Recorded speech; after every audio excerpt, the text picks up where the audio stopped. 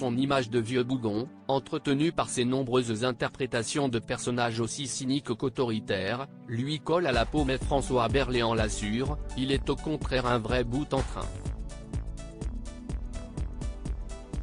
Je n'arrête pas de faire des blagues. Comme je suis un peu parano, j'ai besoin que les gens rient autour de moi. À un moment donné, on m'a beaucoup engagé pour cela, faire rire sur les plateaux, a-t-il ainsi confié à Télé Loisirs. Un entretien, à retrouver dans le magazine daté du 2 mai 2023, au cours duquel il est revenu sur sa carrière prolifique. Et s'il vient justement de fêter son 71e anniversaire le 22 avril, l'acteur voudrait bien ralentir voire interrompre le temps qui s'écoule. J'ai décidé que j'avais 69 ans jusqu'à la fin de mes jours, comme l'année érotique de la chanson de Gainsbourg, a-t-il ainsi plaisanté. Ce n'est jamais rigolo de vieillir, a admis l'interprète de M.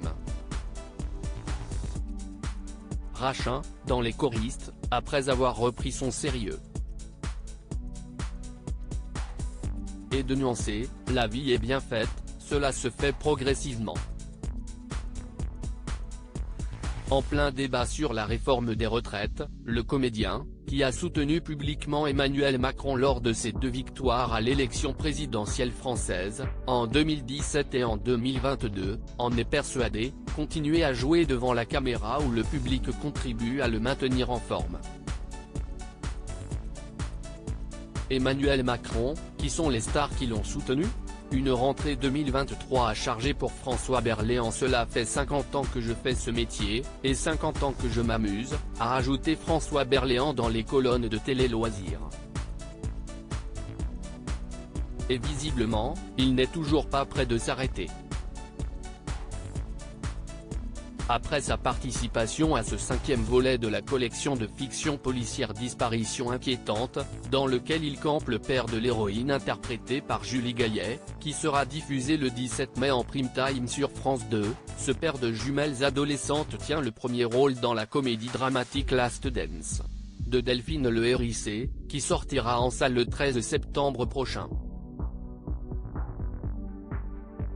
Une rentrée 2023 que le septuagénaire fera aussi sur les planches puisqu'il donnera, entre autres, la réplique à Sophie Marceau, incarnera Freud dans une autre œuvre théâtrale, et jouera des sketchs de Jean Poiret et Michel Serrault en compagnie de Nicolas Briançon.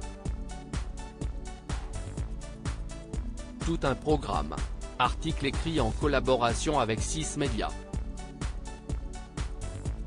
Crédit photo, Jonathan Reboa Panoramique.